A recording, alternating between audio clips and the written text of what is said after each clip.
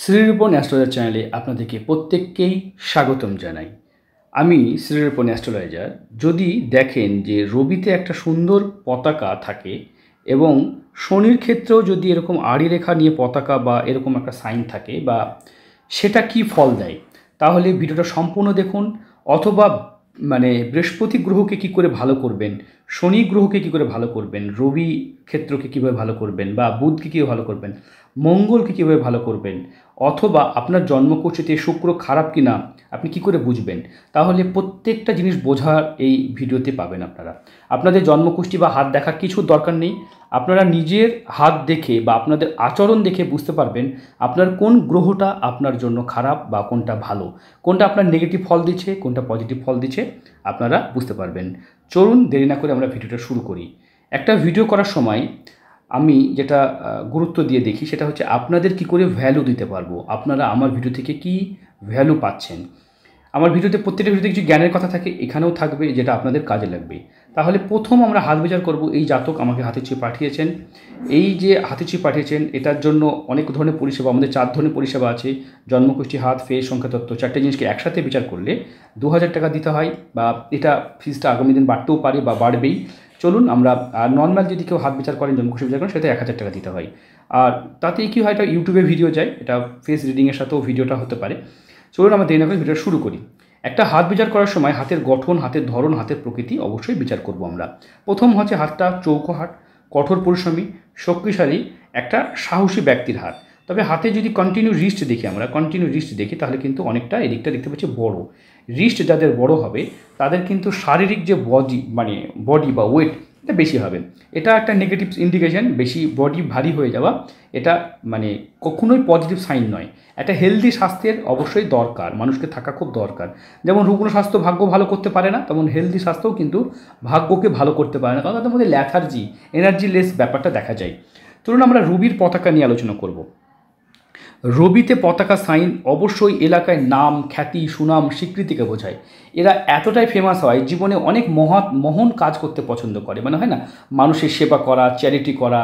রাজযোগ, রাজাদের যে যোগ থাকে রাজযোগ, অনেক সময় তারা বড় কিছু কিছু পেলে, অনেক সময় দেখা গেল তারা অনেক কিছু পায়, অনেক কিছু দেখো সোনা দানা পড়ে পেলেও বা তারা কুড়িয়ে পেলেও তারা কিন্তু মানুষকে উপহার হিসেবে, তারা শুধু নিজেরা গ্রহণ করে না, দিয়ে দেয়।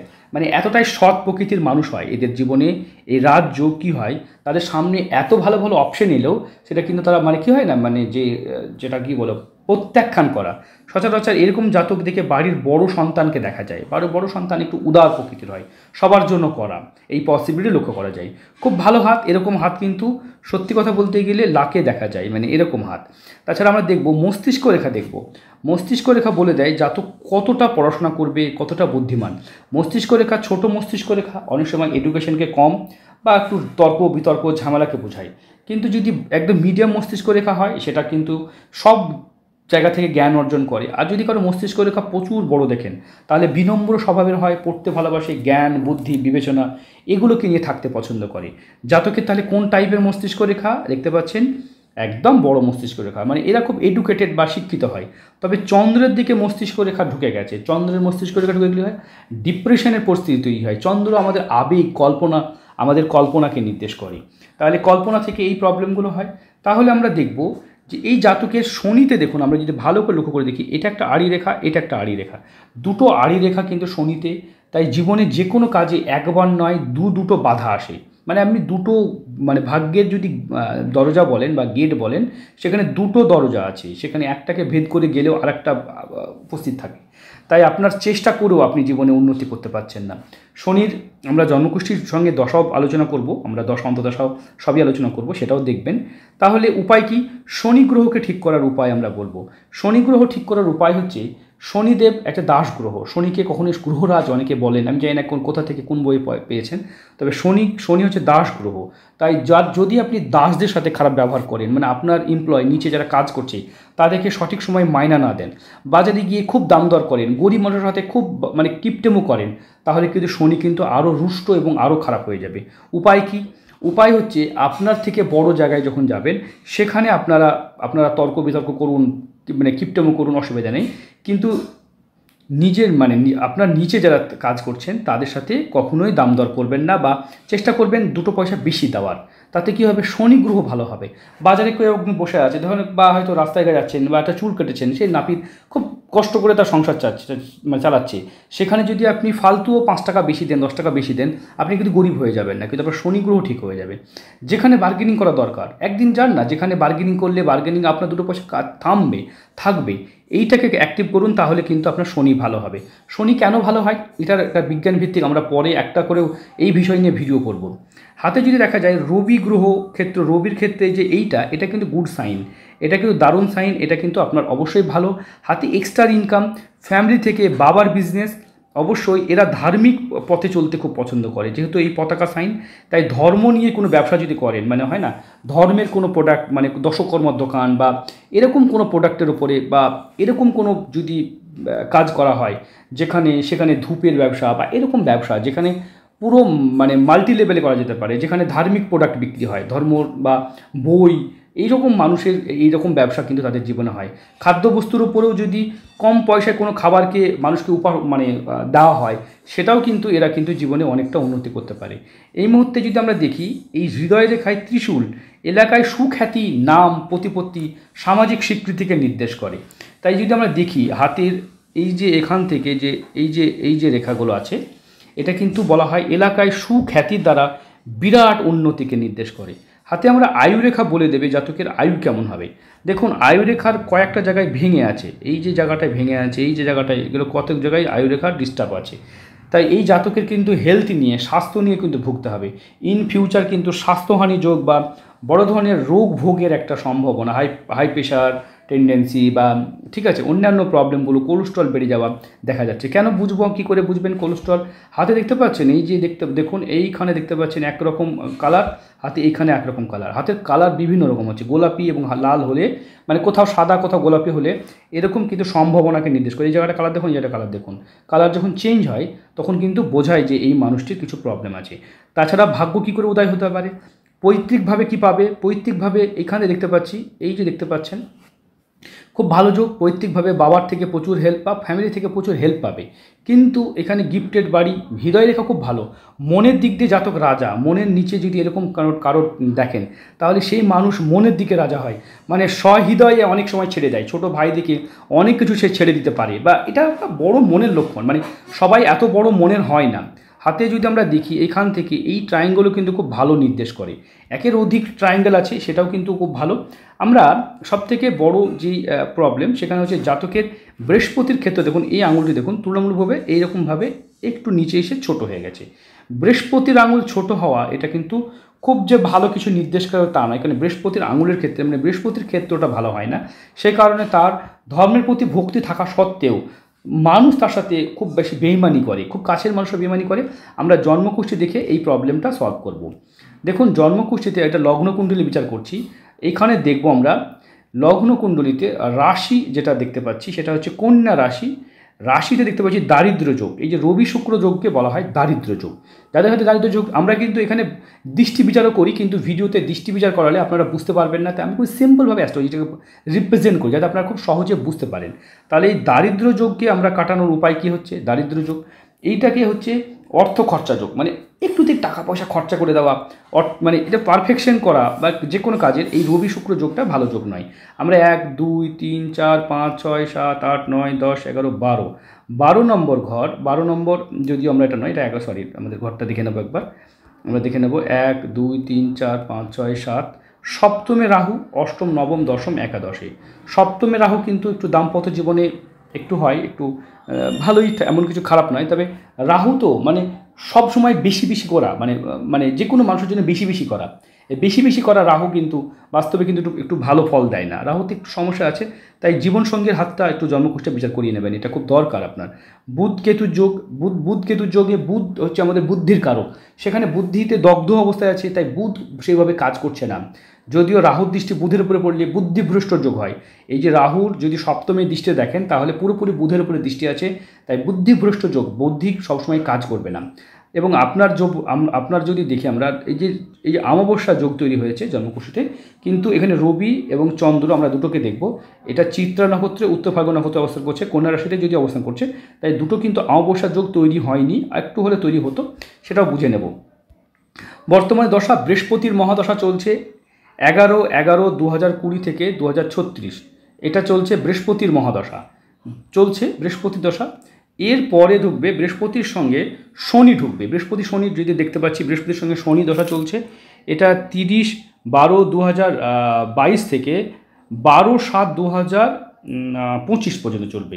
তাহলে 30/12/2022 থেকে 12/7/2025 পর্যন্ত এই যোগ চলছে। এইটা কিন্তু ভালো সময় আপনার জন্য নয়। তবে এর আগে যে সময়টা গেছে বৃহস্পতির সময়টা, বৃহস্পতির সঙ্গে যে বৃহস্পতির সময়টা দেখছেন 11/11/2020 থেকে এই জাতকের খারাপ সময় চলছে। শনি খুব খারাপ, এরপরে বুধ ঢুকবে, সেটাও মোটামুটি, তারপরে কেতু, তারপরে শুক্র ঢুকবে, শুক্র 2028 থেকে ঢুকবে, 25/5/2031 থেকে যে সময়টা ঢুকবে, এইটা কিন্তু ভালো সময় আপনার জন্য, মানে ন্যাচারালি ভালো সময়। তাহলে আপনার কি হবে, আপনার কি প্রতিকার করে এই সময়টাকে ভালো করতে হবে। নবাংশ কুণ্ডলী দেখে আমরা দ্বিতীয় স্থানে মাঙ্গলিক পাচ্ছি, তাই স্ত্রীর হাতটা অবশ্যই বিচার করাবেন, কারণ আপনার জন্মকুষ্ঠিতে স্ত্রীর জায়গাটা একটু সমস্যা আছে। এই জাতকের যে ভিডিও পরিষেবাটা নিয়েছেন, উনি 7 দিন সময় পাবেন কথা বলার। আপনারা যারা নিজেদের ভাগ্য বিচার করতে চাইছেন, স্ক্রিনে দেওয়া নাম্বার দেখতে পাচ্ছেন, এই নাম্বারে আপনারা যোগাযোগ করবেন। আমাদের 4খানা চ্যানেল আপাতত, 3খানা চ্যানেল, 4খানা চ্যানেল আমাদের খুব তাড়াতাড়ি ওপেন হচ্ছে, সেটা এখনও পর্যন্ত যেহেতু ওপেন করিনি, তাই 3টে চ্যানেল আপাতত, 4খানা চ্যানেল আমাদের আগামী দিন খুব তাড়াতাড়ি একটা নতুন চ্যানেল আমরা ওপেন করছি, সেখানে আমাদের অন্য টপিকের উপর ভিডিও করব, সেটা নিয়ে আলোচনা করব পরে। এই মুহূর্তে যদি দেখি এখন ওপেন হয়নি বলে আপনি হয়তো পাবেন না, কিন্তু আমাদের কাজ চলছে, খুব তাড়াতাড়ি ওপেন হবে চ্যানেলটি। এই মুহূর্তে জাতকের আমরা যে হাতের বিচার করব, সেখানে আমরা দেখব যে হাতের যে ক্ষেত্র, সেগুলো কিন্তু যথেষ্ট ভালো। জীবনে আঙুলগুলো দেখুন কত সুন্দর, দেখতে পাচ্ছেন রবির আঙুল, এটা কিন্তু একদম ধর্ম, মানে বিশ্বাস বা চাকরি পাওয়ার পসিবিলিটিকে এটাকে নির্দেশ করে। হাতে রবি রেখাও ভালো ছিল, চাকরি পাওয়ার সম্ভাবনা বা পসিবিলিটি, চান্স, বা এটা কিন্তু খুব হাই চান্স ছিল, খুব ভালো চান্স। তবে চাকরি না করে বিজনেস করলে কি ভালো হবে, দেখুন ব্যবসা রেখা এখান থেকে উঠে যাচ্ছে, এবং এই ব্যবসা রেখা যখন উঠে যায়, এটা খুব ভালো সাইন। এখান থেকে যে একটা ট্রায়াঙ্গেল তৈরি করছে, এটাকে মানি ট্রায়াঙ্গেল, কোটিপতি হওয়ার যোগ বলা হয়। হাতে কিন্তু কোটিপতি হওয়ার যোগ নির্দেশ করছে। সবথেকে বড় প্রশ্ন হচ্ছে জাতক খুব ভালো স্বভাবের, ভালো আচরণের, বিদেশ যাত্রা যোগ, ভ্রমণ যোগ, এটাও কিন্তু আছে। এরকম মানুষ সচরাচর খুব কম পাওয়া যায়, মানে অ্যাকচুয়ালি হয় না, মানে জীবনে কিছু মানুষ আছে যে খুব অভদ্র আচরণ করতে ভালোবাসে, কিছু মানুষ আছে খুব ভদ্র আচরণ করতে ভালোবাসে, সুস্থভাবে নিজের জীবনকে এগিয়ে নিয়ে যায়। এই জাতক কিন্তু ব্যবসা রেখা এখানে উঠেছে, একটা রেখা উঠেছে, খুব অত্যাধিক ভদ্র, এই পৃথিবীতে কিন্তু খুব বেশি কিছু করতে পারে না। কলিযুগের রাজা কীভাবে করা হয়, কলিযুগের। তাই আপনারা বৃহস্পতিকে ভালো করার জন্য কি করবেন, গুরুজনের সাথে ভালো ব্যবহার করুন, বাবা মা সেবা করুন। যদি শুক্রকে ভালো করতে হয়, সুগন্ধিযুক্ত মানে আতর, পারফিউম বা এগুলো ব্যবহার করুন। বৃহস্পতিকে ভালো করার জন্য আপনারা কাজ করতে পারেন, সবসময় সাজগোজ করে থাকতে পারেন, টিপটপ ফিটফাট থাকতে পারেন, এতে কিন্তু শুক্র গ্রহ ভালো হয়ে যায়। যদি বুধকে ভালো করতে হয়, তাহলে জ্ঞান বুদ্ধি পড়াশোনাকে বাড়াতে হয়। অনেকে একটা অঙ্ক করতে দেয়, অনেকে ধরো বললো যে হয়তো বাজারে গেছে, হয়তো 30 টাকা জিনিস কিনেছে, 50 টাকার, 20 টাকার, 22 টাকার, 55 টাকা জিনিস কিনেছে, এটাকে ক্যালকুলেটার ব্যবহার করে, ব্রেন ব্যবহার করে না। এদের কিন্তু দিনের দিন বুধ খারাপ হয়ে যাবে। বুধ ভালো রাখতে গেলে আপনাকে কী হতে হবে, ক্যালকুলেটার বাদ দিতে হবে, আপনাকে ব্রেন দিয়ে কাজ করতে হবে, তাহলে কিন্তু ব্রেনের ক্রিটিক্যাল থিঙ্কিংটা বাড়বে, এতে বুধ গ্রহ ভালো হয়। তাই আপনি যখন হিসাব নিকাশ করবেন, তখন আপনার বুধ গ্রহ ভালো হবে। বুধ গ্রহ ভালো হলে আপনি বুদ্ধি বাড়লে কি ভালো হয়, সবই ভালো হবে।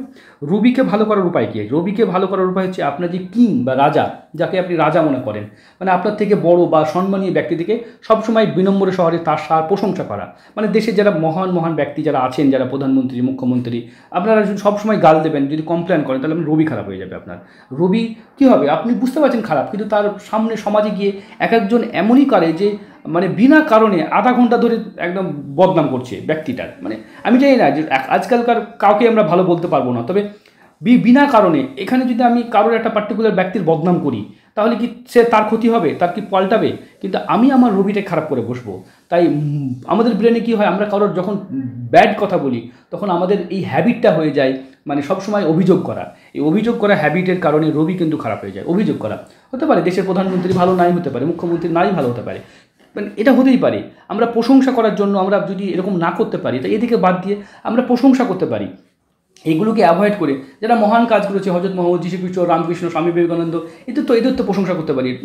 মহাত্মা গান্ধী, সুভাষচন্দ্র বোস, ক্ষুদিরাম, এরকম তো এরকম এরকম অনেকেই আছেন, আমি সবার নাম নিতে পারলাম, এপিজে আব্দুল কালাম, যারা সমাজে কাজ করে, এদের প্রশংসা করবো আমরা, এই টপিক নিয়ে আলোচনা করতে পারবো, প্রশংসা করতে পারবো। কিন্তু আমরা তা না করে পলিটিক্সে ঢুকে গিয়ে আমরা অন্যরকম রাজনীতিতে যখন খারাপ করবো, মানে আমরা যখন বাজে করবো, দিদি ভালো না, মোদি ভালো নয়, তখন কিন্তু আমাদের রবি গ্রহটা খারাপ হয়ে যাবে। তাই রবিকে ভালো করার উপায় হচ্ছে আপনি ওই টপিক ছাড়ুন, এই টপিকে আলোচনা করুন, তাহলে রবি ভালো হবে। শনি ভালো করার উপায় বলে দিচ্ছি, চন্দ্র ভালো করার উপায় আমরা নেক্সট ভিডিওতে বলবো, কারণ ভিডিওটা অনেক বড় হয়ে যাচ্ছে। তাই এরকমগুলো যদি করতে থাকেন তাহলে নিশ্চিত করে বলছি আপনাদের গ্রহগুলো ঘরে বসে ভালো হবে। যারা এই ধরনের হ্যাবিটগুলো করেন, বিনা কারণে এগুলো করেন, যদি আপনি শুধুমাত্র বড় দেখে মানে হয় না, কোনো বড় লোককে দেখলে বলেন যে মানে আপনার ভিতর থেকে রাগ বেরিয়ে আসে, তাহলে জানবেন আপনার রবি খারাপ। যদি আপনার গরিব মানুষকে ঠকাতে ইচ্ছা করে জানবেন শনি খারাপ। যদি গুরুজনকে শ্রদ্ধা করতে ইচ্ছা না করে জেনে নেবেন বৃহস্পতি খারাপ।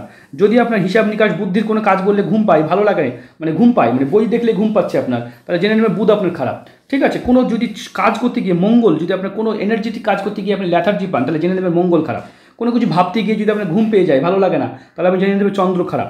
কোনো জিনিস সবসময় একদম নোংরাভাবে আপনি ঘুরে বেড়াচ্ছেন, নোংরা অবস্থায় ঘুরে বেড়াচ্ছেন, মানে সাজগোজ করেন না, যা পাচ্ছেন ছেঁড়া পাটা করে ঘুরে বেড়াচ্ছেন, তাহলে জেনে নেবেন শুক্র আপনার খারাপ। বুঝতে পেরেছেন? তাহলে এইভাবে বুঝে নিতে হবে কেতু খারাপ হলে কী হতে পারে।